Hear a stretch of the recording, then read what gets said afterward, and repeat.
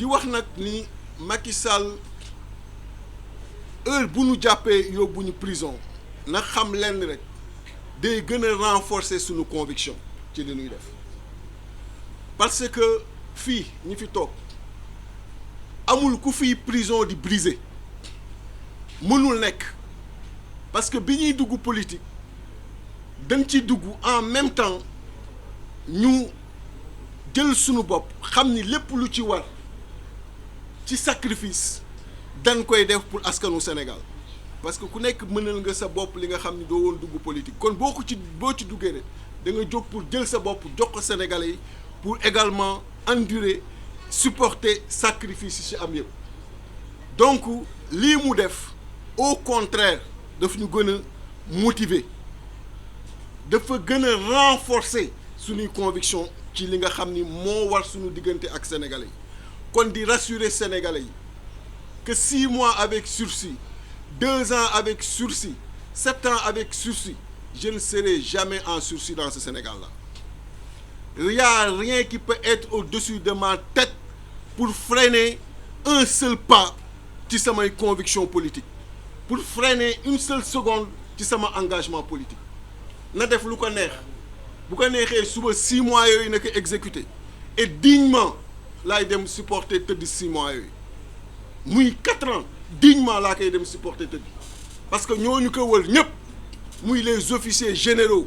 les officiers de l'armée de la gendarmerie fi ñu tibbee laa tibbee à l'ENOA fi ñu leen formé lan ma formé et je suis extrêmement fier d'eux et je les salue et je leur transmets toute ma reconnaissance parce que ñoom Macky xamul mais ñoom xam nañu foofu ñu tibbee laa tibbee fi ñu leen formé lan ma formé donc lu mu indi ñu naan ko ba mu jeex takk parce que Sénégal jaral nañu ko kon na def lu ko neex na préparer prison bu ko neex fu mu mën a nekk conditions yi fa nekk je trouverai les conditions de ma survie et c'est comme ça moo tax bi ñu yeggee section de recherche le commandant maa ngi koy saluer Aliou Ndiaye qui a été très professionnel jël benn néeg dugal ma fa taal clim bi MDL bi ñëwee dama ne ko fayal clim yi ubbil fenêtre yi bu ko defee ma jël ci chaleur yi jël ci yooyu préparer fi ma jëm parce que je savais qu'il allait me transférer moo tax sama yaram bi yëpp gis ngeen ay matt tatu yoo la parce que dama dem prisonniers yi mën leen bàyyi leen yooyu jël seen asaka ba mu doyal bu ko defee dootuñu ma matt dañu may biiw rek donc pendant 72 heures gars yi matt ba doyal après di biiw jeex na où est le problème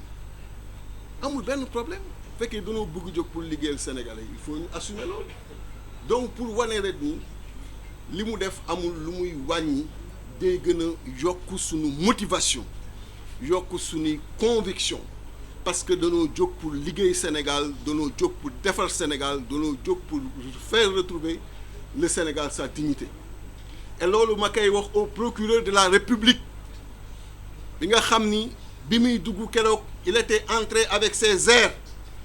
pensant que pour une fois on est là devant lui ci palais de justice mu toog et qu'il est le roi et que xëy na li ñu waxoon dañ ciy dellu si et que xëy na dañuy trembler devant lui quand il se permet de prendre la parole après sama intervention di wax le juge comment quelqu'un comme Déthié peut être là malgré li ñu koy reprocher il s'est pas repenti Déthié refuse de se repentir ma koy xamal ni yàlla képp moo am méritu jot sama repenti ca la ma def kuy nit ak foo mën a nekk ak koo mën a doon doo jot sama repenti waxuma laa ca la ma deful donc il devait pas être étonné de cette posture quand il dit encore que devant tout le tribunal Déthié Fall tient une posture martiale. Comment un militaire formé à l'ENOA devant n'importe quelle situation je ne peux tenir qu'une posture martiale. Même le couteau à la gorge. Toute l'armée nationale, je tiendrai une posture martiale. Donc il ne devait pas être étonné de cette posture. Quand il dit Déthié Fall, doté par la nature d'une si grande intelligence, au lieu de m'utiliser que pour le bien du peuple, nous pouvons utiliser pour attaquer les institutions. Mon intelligence c'est pas son problème fi ma koy utiliser xëy na moom dafa xamul mais je ne l'utilise que pour le bien des Sénégalais et marcher pour les libertés pour les droits fondamentaux pour la démocratie amul lu gën a nekk bien que loolu donc pensant que dañu jóg attaquer suñu institution fa la ñu yóbbu suñu intelligence fa lañ ko utiliser il est dans l'erreur absolue il a chargé pendant 15 minutes sur plaidoirie de 24 minutes de Fall ba ñii ñëpp kenn mënatul muñ kenn mënatul téye sa bopp Aïda Mbodj xaw na jóg elle a fait violence sur elle pour écouter li nga xam ni moom le procureur bi doon parce qu'il pensait tout simplement que fi mu toog ci chaise am mën na wax te tey comme mi ngi doon nekk di attaquer ay leaders attaquer Ousmane attaquer keneen il nous a en face enfin il a en force il est en puissance mën na wax lu ko neex foo mën a ne ñu fekk la fa doo fa wax lu la neex daan la wax ay dëgg te dëgg yooyu bu fekkee moo lay yóbbee nga demander 5 ans d'emprisonnement ou 10 ans d'emprisonnement du ñu teree ñu wax la dëgg et ce procureur je le lui dis donc li mu subir foofu na xam ni mu jàppaat ma indiwaat ma fa dans les mêmes circonstances dans les mêmes conditions je dirai encore les mêmes choses avec cette même posture martiale et les mêmes vérités pour le Sénégal et les Sénégalais et il va essuyer ces vérités-là parce que duñu kuy daw duñu kuy lox duñu kuy xef-xefi suñu benn maam dawul donc qu'il le sache c'est comme ça qu'il n'est pas à s'indigner de mon comportement devant le barreau noonu lay demee toujours parce que lu ma wax dama koy assumer lu ma leen wax fii Sénégal yëpp dégg ko nekk biir réew bitim réew dinaa dem ba taxaw comme procureur naan maa ngi débiné wu je le ferai jamais li may wax fii xam leen ni bu armée nationale taxawee moom lay wax c'est comme ça noonu leen ma bindee noonu leen ma yaree te loolu laay def ba abadan parce que fii ragal nekku fii donc di ko wax di remercier les juges je ne suis pas du tout je n'ai rien contre eux le juge Abdoulaye Ba qui a libéré 81 détenus man rek la def 6 mois avec sursis ak Ahmed Aïdara 1 mois avec sursis pour le juge bi fa nekkoon Guy Marius Sagna on me prend également 1 mois avec sursis donc xool ku ne looy gàll ci moom pour mu bañ a bouger dans ce Sénégal-là personne ne peut m'empêcher de bouger personne je bougerai toujours fièrement la tête haute la poitrine suffisamment bombée et je regarderai toujours les Sénégalais droit dans les yeux et Macky Sall droit dans les yeux donc ça c'est clair pour dire Sénégalais yi que ni nanu xam ni waxtu jóg dafa jot waxtu taxaw dafa jot waxtu faire ressortir chez chaque Sénégalais cette fierté qu'on lui connaît dafa jot waxtu faire face à Macky Sall dafa jot du buur du lenn c'est un président de la République et ce titre il le tire de la Constitution c'est parce qu'on est dans une république maintenant s'il veut transformer cette république en royaume il se trompe parce que si on était en royaume moom du sëtu buur man sëtu buur la donc on est en république donc na yam ci périmètre république bi pour mën a continuer à bénéficier de ce titre et périmètre de république boobu moo indi constitution et dans cette même constitution lañ ko joxee titre boobu et dans cette même constitution lañ joxee le droit de manifester pourquoi il veut prendre tout ce que la constitution lui donne et nous interdire tout ce que la constitution nous donne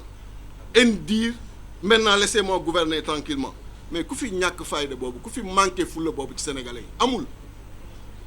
donc pour lui dire très clairement qu'on lui fera face et que chaque sénégalais lui fera face loolu naka xam mu leer ci boppam donc na ubbi prison yi na yokk cellules yi on va revenir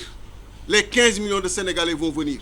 parce qu'il s'agit de notre développement il s'agit de notre émancipation il s'agit de montrer que luy xam-xam am na fi luy fulla am na fi fu réew yegg sénégalais mën na fa yegg Sénégal mën na fi yegg moom bu ko xamul bay war a dem di topp ku nekk di ko neexal moom moo toll foofu mais ñun dépassé nañu loolu on est suffisamment fiers bien formés suffisamment informés pour mën a engager le développement et ce sont ces leaders-là qui sont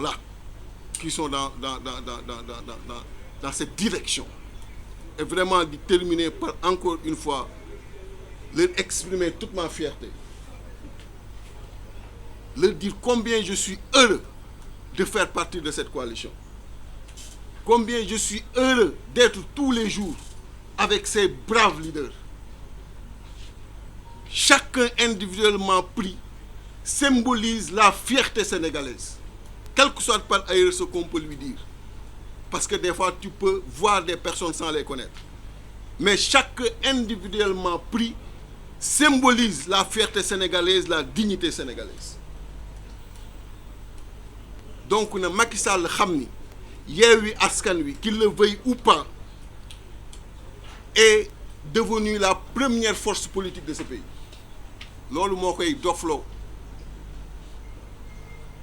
Et les avocats le lui ont rappelé. Foofu laay daanelee donc di wax rek ni bu kenn am sikki sàkka, bu kenn am jaaxle, ma détermination reste intacte et épée de Damoclès mënul am sama bopp. Bu amoon sax damay tëb jël sama bopp dugal ci épée bi. C'est comme ça. Donc loolu na ko xam. Et on reste plus que jamais déterminé. Je vous remercie. Je donne la parole à Madame Aïda.